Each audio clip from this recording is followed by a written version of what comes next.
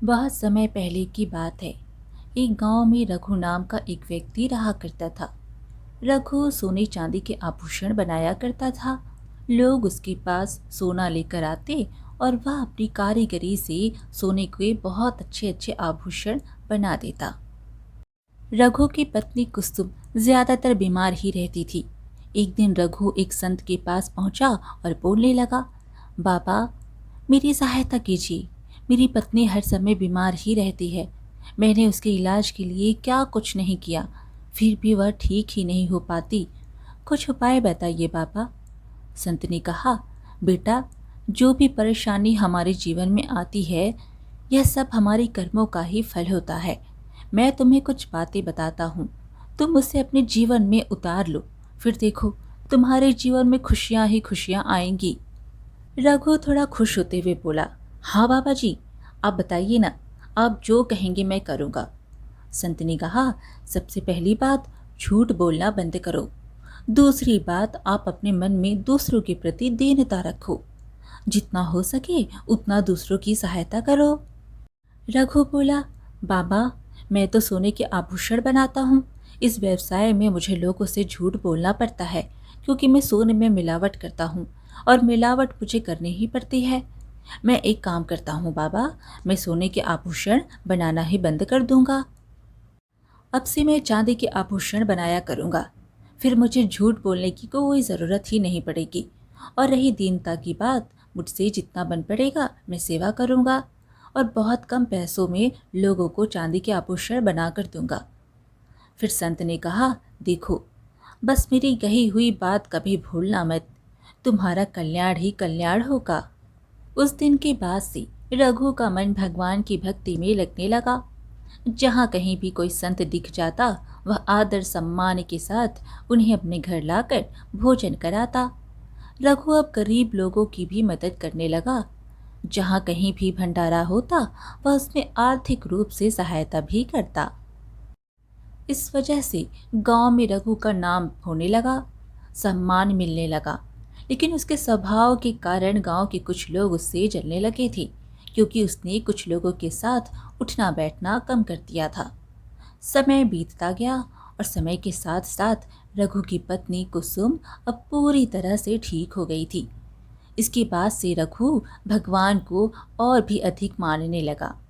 एक दिन की बात है, सुबह सुबह रघु मंदिर जा रहा था तो गांव के कुछ लोग एक पेड़ के नीचे बैठे थे।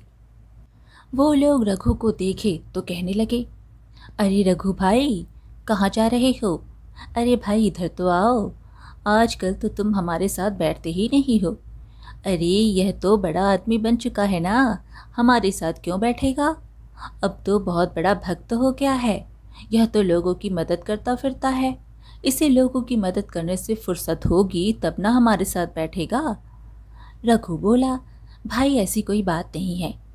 तभी उसमें से एक आदमी ने कहा, अरे रघु भाई, मेरी पत्नी को एक शादी में जाना है तो उसके लिए गहने बनवाने हैं। क्या तुम गहने बनाकर परसों तक दे दोगे? रघु ने कहा, क्षमा करना भाई, मैंने सोने के गहने बनाना छोड़ दिया है। अब मैं सिर्फ चांदी के बनाता हूँ। चांदी का बनवाना हो तो मैं बना दूंगा, लेकिन मैं सोने के आभूषण नहीं बनाऊंगा। किसी और से बना लो। अच्छा ठीक है भाई, मैं किसी और से बनवा लूंगा। उसके बाद रघु वहां से चला गया। उसके जाते ही वो लोग आपस में बातें करने लगे। अरे देखा, तुमने इस रघु को कितनी अकड़ हो गई है। यह गांव के लोग भी इसे सर पर चढ़ा रहे हैं। किसी को कोई मदद की ज़रूरत पड़ती है तो यह सबसे आगे रहता है। और आजकल तो इसने आभूषण बनाना भी छोड़ दिया।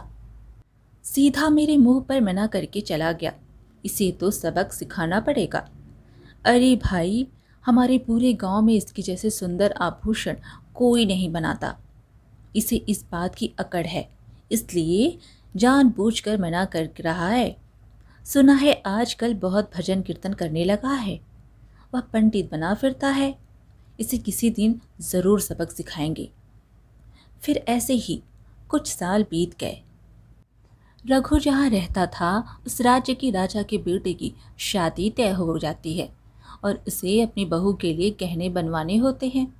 राजा तमाम अच्छे अच्छे कारीगरों को बुलाता है। जब गांव के लोगों को यह बात पता चलती है तो कुछ लोग जो रघु से चलते थे जानबूझकर राजा के पास जाते हैं और कहने लगते हैं, महाराज, हमारे गांव में रघु सबसे अच्छा कारीगर है। रघु जैसे आभूषण कोई बना ही नहीं सकता। मुझे लगता है आपको आभूषण बनाने के लिए रघु जैसा कोई और नहीं मिलेगा। आपको यह काम रघु को ही देना चाहिए। राजा ने कहा, अच्छा, रघु कहाँ है? तुम्हारे साथ नहीं आया? हम उससे एक बार ज़रूर बात करना चाहेंगे। महाराज, रघु ने ही हमें आपके पास भेजा है। वह पड़ोस के गांव में आभूषण देने के लिए गया है। आप नहीं जानते महाराज, वह आभूषण बनाने में बहुत माहिर है। दूर दूर के गांवों के आभूषण वही बनाकर देता है। अच्छा, ठीक है, तो तुम इतनी तारीफ कर रहे हो तो रघु ज़रूर बहुत अच्छा कारीगर होगा। तो तय रहा, अब मेरी बहू के आभूषण रघु ही बनाएगा और कोई नहीं। और वे गांव वाले बाहर जाकर आपस में बातें करने लगते हैं। क्या हुई ना बात, अब मजा आएगा। रघु ने तो सालों पहले ही आभूषण बनाना छोड़ दिया था, अब तो वह कारीगरी भी भूल चुका होगा। अगर उसने अब राजा को मना किया तो राजा उसे सीधा फांसी पर चढ़ा देगा। बड़ा पंडित बना फिरता था ना, अकड़ के साथ घूमता था। इसके साथ ऐसा ही होना चाहिए। अब रघु की खैर नहीं। इधर राजा रघु का 2 दिन तक इंतजार करता है, लेकिन रघु दरबार में नहीं आता। फिर राजा अपने सैनिकों को रघु के घर भेजता है। अरे रघु, कहाँ हो? बाहर निकलो। रघु बोला, कौन है भाई? क्या चाहिए आपको? सैनिक ने कहा, हम राज दरबार से आए हैं। राजा ने तुरंत तुम्हें बुलाया है। रघु ने कहा, लेकिन क्यों? मैंने तो कुछ नहीं किया और राजा को भला मुझसे क्या काम पड़ा? सैनिकों ने कहा, देखो, हम कुछ नहीं जानते, तुम्हें अभी बुलाया है, तुम जल्दी चलो। जब राजा का संदेश मिलता है तो रघु राजा के पास जाता है। राजा ने रघु से पूछा, अरे रघु, तुम्हें मैंने गहने बनवाने का काम सौंपा था ना, 2 दिन तक तुम कहाँ थे? अब बहुत कम समय बचा है, ठीक 7 दिन बाद शादी है। तुम इतने लापरवाह कैसे हो सकते हो? तुमने ही कहा था कि तुम आभूषण बहुत अच्छे बनाते हो, इसलिए मैंने किसी और को यह काम नहीं सौंपा था। अब देख क्या रहे हो, यह सोना लो और जल्दी से जल्दी काम पर लग जाओ। रघु राजा की बात सुनकर हैरत से बोला, महाराज, यह आप क्या कह रहे हैं? मेरी तो कुछ समझ में नहीं आ रहा। मैंने आपको कब कहा? मैं तो आभूषण बनाने की कारीगरी भी भूल चुका हूँ। मैं तो सालों पहले ही यह काम छोड़ चुका हूँ। राजा क्रोधित होते हुए बोले, रघु, यह तुम कैसी बातें कर रहे हो? यहाँ मजाक करने का समय नहीं है। मैं कुछ नहीं जानता। आभूषण तो तुम्हें ही बनाने होंगे। पहले तुमने ही आदमी भेज कर कहा था कि आभूषण तुम बनाओगी। अब जब समय कम बचा है तो तुम ही मुकर रहे हो। मैं कुछ नहीं सुनना चाहता। मैं कह चुका हूँ, आभूषण तुम्हें ही बनाने होंगे। यह लो सोना और इसे ऐसे आभूषण बनाना जो सबसे सुंदर और आकर्षक लगे। अगर तुमने मना किया और 7 दिन के अंदर आभूषण नहीं बनाए तो तुम जानते नहीं कि मैं तुम्हें मृत्यु दंड दे दूंगा। अब जल्दी से जाओ और काम पर लगो। तुम्हारे पास समय बहुत कम बचा है। रघु कुछ कह ना पाया और वह चुपचाप सोने की पोटली लेकर वहाँ से घर आ जाता है। घर आते ही कुसुम ने पूछा, क्या बात है, बहुत परेशान लग रहे हो? राजा ने तुम्हें क्यों बुलाया था? तुमने क्या किया है? रघु थोड़ा उदासी से बोला, पता नहीं कुसुम, लेकिन राजा ने मुझे सोना देकर कहा है कि उनकी बहू के लिए आभूषण बनवाने हैं, वह भी 7 दिन के अंदर। कुछ समझ में नहीं आ रहा कुसुम, मैं क्या करूं? कुसुम बोली, तो क्या हुआ जी, आप तो कारीगरी जानते हैं ना, अच्छे से आभूषण बना दीजिए। रघु ने कहा, नहीं बन सकता कुसुम, कितने साल हो गए हैं, मैंने यह काम छोड़ दिया है। अब मैं भूल चुका हूँ। अब मुझसे पहले जैसा काम नहीं होगा। कुसुम बोली, फिर अब क्या करें? एक काम करते हैं, आप किसी और कारीगरों को सोना दे दीजिए और उससे आभूषण बनाकर राजा को दे देना। रघु बोला, हाँ कुसुम, यही सही रहेगा, लेकिन उस कारीगर को पैसे तो देने होंगे ना। तुम हमारी हालत तो जानती हो, हमें खुद खाने के लिए पैसे नहीं हैं।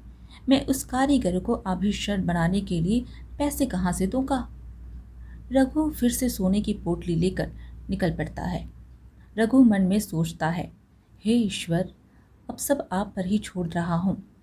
अब आप ही कुछ रास्ता दिखाएंगे। मुझे ईश्वर पर पूरा भरोसा है। रघु रास्ते में देखता है कि कोई सेठ जी मंदिर के बाहर संतों के लिए भंडारा करवा रहे हैं। रघु सोचता है, मैं एक काम करता हूँ, इस सोने से संतों का भंडारा ही करवा देता हूँ। संतों का आशीर्वाद मिल जाएगा। मैंने राजा जी को इतना समझाने की कोशिश की, लेकिन वह नहीं माने। अब उनके पास यह सोना लेकर जाऊंगा तो वहाँ क्या करेंगे? ज्यादा से ज्यादा राजा मुझे मार डालेगा। बस इतना ही। आज नहीं तो कल मरना ही है। इससे अच्छा मैं पुण्य का काम ही कर लूं। रघु ने सेठ से कहा, सेठ जी, यह भंडारा कौन करवा रहा है? सेठ ने कहा, क्यों, क्या हुआ? मैं ही भंडारा करवा रहा हूँ। सेठ जी, आप यह पोटली रखो, इसमें सोना है। यह सोना बेचकर जितने भी पैसे आएंगे उन पैसों से संतों का भंडारा करवा दीजिएगा। सेठ बोला, यह तो बहुत अच्छी बात है। वैसे तुम्हारा नाम क्या है? किस नाम से भंडारा करवाना है? रघु बोला, जी नाम की क्या ज़रूरत है, आप ऐसे ही भंडारा करवा दीजिए। अरे नहीं नहीं, कैसी बातें करते हैं। सबको पता लगना चाहिए ना कि इतना बड़ा भंडारा तुम करवा रहे हो। अब क्या करूं? किसका नाम दूं? यह सोना तो मेरा है ही नहीं। मैं अपना नाम नहीं ले सकता। मैं एक काम करता हूँ, ईश्वर का नाम ही ले लेता हूँ। वैसे भी उन्होंने ही मुझे यह रास्ता दिखाया है। अच्छा सेठ जी, आप हरि नारायण के नाम से भंडारा करवा दीजिए। सेठ ने पुजारी जी से कहा, पंडित जी, यह लीजिए और इसका भंडारा करवा दीजिए। यह किसी हरि नारायण ने दिया है। पुजारी जी ने देखा थैले में सोना तो वे आश्चर्यचकित होते हुए बोले, इतना सोना, इसके तो नाम की जय जयकार होने चाहिए। सारे बोलिए हरि नारायण की जय। उसके बाद रघु घर आ गया। उसे देखकर कुसुम ने पूछा, क्या हुआ, गहने बनवाने के लिए दे दिए? हाँ भाग्यवान, तुम चिंता मत करो, गहने बन रहे हैं। मैंने उस सोने को सही आदमी के हाथ सौंप दिया है। अच्छा, तो गहने कब तक बनेंगे? सिर्फ 6 दिन का ही समय बचा है। तुम चिंता मत करो, 6 दिन में गहने बनकर आ जाएंगे। रघु चुपचाप बाहर आकर सोचता है, मेरा यहाँ रहना सही नहीं होगा जब तक भगवान कोई व्यवस्था नहीं कर लेते। एक काम करता हूँ, मैं यहाँ से कुछ दिनों के लिए कहीं चला जाता हूँ। नहीं तो राजा के लोग यहाँ आकर मुझे रोज सताएंगे और मैं रोज कुसुम को भी क्या जवाब दूंगा। मैं जंगल में ही चला जाता हूँ। अगर शादी के दिन तक कोई व्यवस्था हो गई तो ठीक है, अगर ना हुई तो जैसे ईश्वर की मर्जी। ईश्वर जो चाहेंगे वही होगा। इतना विचार कर रघु ने कुसुम से कहा, अच्छा भाग्यवान, एक बात सुनो, मैं बाहर जा रहा हूँ। कोई तुमसे पूछे कि मैं कहाँ गया हूँ तो तुम बोल देना कि मैं गहने बनवाने के लिए गया हूँ। शादी से पहले आ जाऊँगा।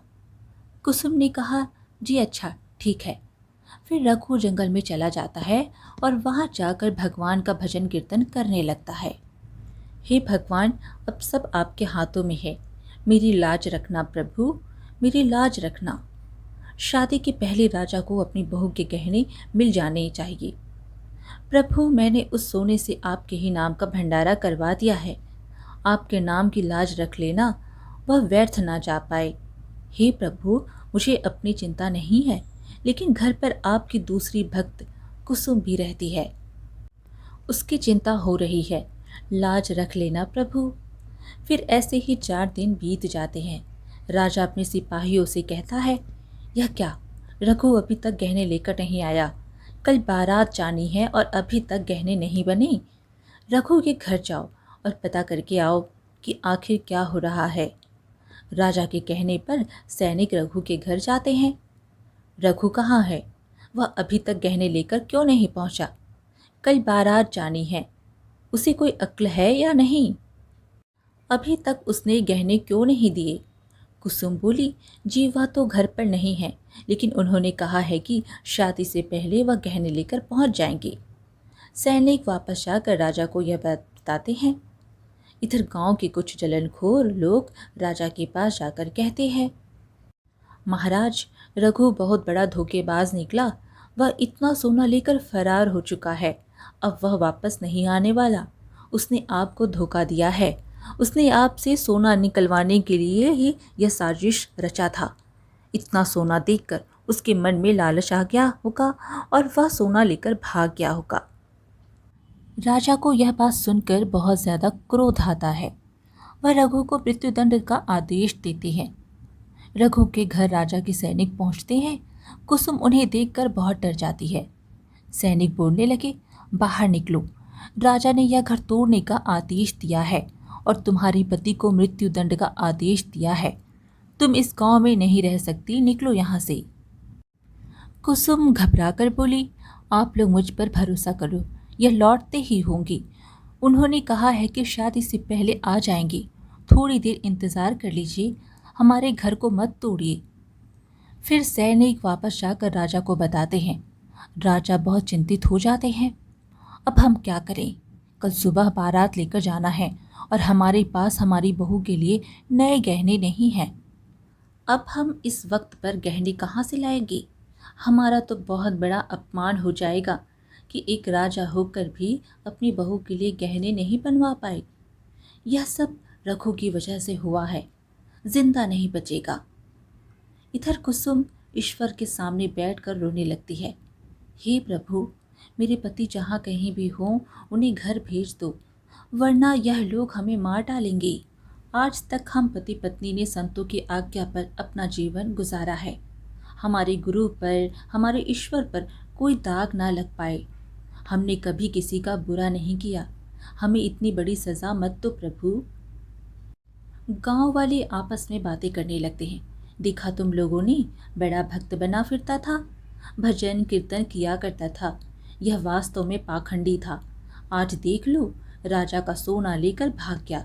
ऐसे पाखंडियों के साथ ऐसा ही होना चाहिए।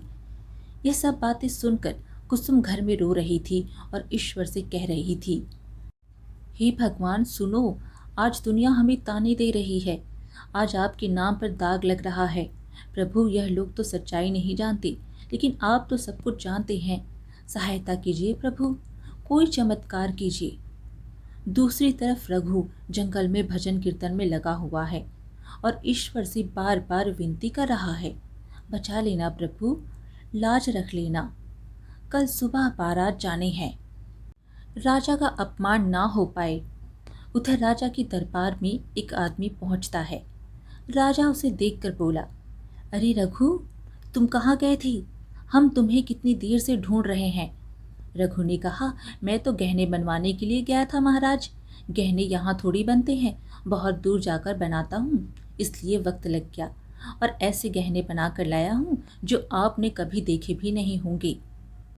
सबसे सुंदर गहने बना कर लाया हूँ। आखिर राजा के बेटे की शादी है। राजा बोला, अच्छा ठीक है ठीक है, गहने लाओ, हमें दे दो। जैसे ही राजा गहने देखता है, उसमें ऐसे ऐसे गहने होते हैं कि राजा देखकर दंग रह जाता है। इतने सुंदर गहने तो मैंने आज तक नहीं देखे, और इतने सारे गहने। रघु, मैंने तो तुम्हें इतना सोना भी नहीं दिया था, फिर इतने गहने कैसे बना लिए? रघु बोला, ईश्वर की कृपा है महाराज। वाह रघु, सच में आज तुमने मेरा दिल जीत लिया। हम तुमसे बहुत खुश हुए। तुमने तो ऐसे गहने बनाकर चमत्कार ही कर दिया। सैनिकों, जाओ, रघु के घर जाकर उसकी पत्नी को हमारी तरफ से आभूषण और सोने के सिक्के देकर आओ। और हाँ, रातों रात रघु का छोटा सा घर तोड़कर एक बहुत बड़ा सा महल तैयार करो। यह हमारी तरफ से रघु और उसकी पत्नी के लिए इनाम है। रघु ने कहा, धन्यवाद महाराज। रघु वहाँ से चला जाता है। फिर सैनिक सोने के और आभूषण, सोने और चांदी के सिक्के लेकर राजा के कहने पर कुसुम के पास पहुँचते हैं। सैनिक कुसुम से कहते हैं, हमें माफ़ कर दो बहन, हमने तुम्हें बहुत परेशान किया, तुम्हारे पति ने तो कमाल ही कर दिया। राजा बहुत खुश हुए। यह लो, राजा ने तुम्हें उपहार स्वरूप भेंट दिया है और तुरंत तुम्हारा बड़ा सा घर बनवाने का आदेश दिया है। कुसुम तुरंत भगवान को धन्यवाद देती है। हे प्रभु, इस कृपा के लिए बहुत बहुत धन्यवाद। आज आपने हमारी भक्ति की लाज रख ली। इतना ही नहीं, हमारी गरीबी भी मिटा दी। आपकी जय हो। कुसुम बहुत खुश हो जाती है। इधर जंगल में बैठे हुए रघु सोचता है, अब तक तो बारात निकल चुकी होगी। पता नहीं राजा ने क्या किया होगा। अब मुझे वापस जाना ही होगा, जो होगा सो देखा जाएगा। रघु अपने घर जाता है तो देखता है कि उसका घर टूट चुका। हे भगवान, यह जरूर राजा का दंड है। उसने गुस्से में मेरा घर तुड़वा दिया। पता नहीं मेरी पत्नी कुसुम किस हाल में होगी। तभी कुसुम वहां पर आ जाती है। रघु कुसुम से कहने लगा, कुसुम, तुम ठीक हो? कुसुम बोली, हाँ मैं तो ठीक हूँ। आप कहाँ चले गए थे? राजा के सैनिकों ने बताया कि आपने बहुत अच्छे गहने बना कर दिए। देखो, राजा हमें इनाम में बहुत बड़ा घर बनवा कर दे रहे हैं और राजा ने खुश होकर मुझे बहुत सारे सोने चांदी के गहने और सिक्के दिए हैं, जिससे हमारी सारी गरीबी ही मिट गई। आपने यह गहने कहाँ बनवाए? रघु सोच में पड़ गया। यह चमत्कार हुआ कैसे? कुसुम, ये तुम क्या कह रही हो? कुसुम, मैं तो अभी गांव में आया हूँ। मैंने तो उस सोने से भंडारा करवा दिया था और मैं अब तक जंगल में ही था। कुसुम भी रघु की बात सुनकर हैरान हो गई। इसका मतलब? रघु बोला, हाँ कुसुम, वह साक्षात भगवान थे जो मेरा रूप लेकर राजा के पास गए। देखा कुसुम, भगवान ने आज खुद आकर हमारी सहायता की, हमारी भक्ति की लाज रख ली। आज प्रभु की इतनी बड़ी कृपा पाकर हमारा जीवन तो धन्य हो गया।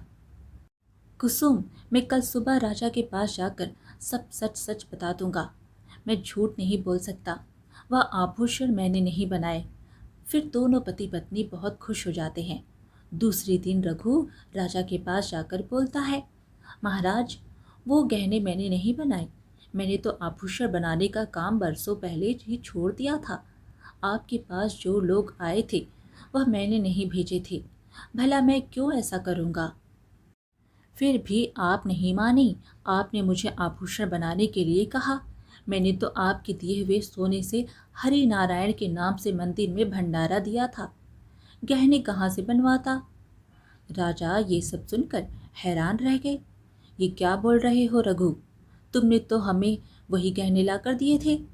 रघु बोला, नहीं महाराज, मैं तो जंगल में चला गया था और प्रभु का भजन कीर्तन कर रहा था। मेरे पास कोई रास्ता नहीं था। मैंने सब कुछ ईश्वर पर छोड़ दिया था। राजा भी यह सुनकर दंग रह जाता है। वही तो मैं सोचूं रघु, इतने कम सोने में इतने आभूषण कैसे बने, और ऐसे आभूषण जो हमने कभी देखे तक नहीं थे। सच रघु, आज हम तुम्हारी भक्ति को मान गए। आज केवल तुम्हारी वजह से मुझे प्रभु के साक्षात दर्शन हुए। आज तुम्हारी वजह से प्रभु के चरण मेरे घर पर पड़े हैं। तुम्हारी जय हो।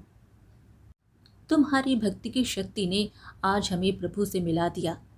आज से हम तुम्हें इस दरबार का गुरु बनाते हैं। उसके बाद रघु और कुसुम का जीवन ही बदल गया। आज की कहानी यहीं पर समाप्त हुई। फिर मिलेंगे एक और कहानी के साथ। कहानी पसंद आए तो लाइक शेयर ज़रूर करें और चैनल को सब्सक्राइब करना बिल्कुल ना भूलें। धन्यवाद।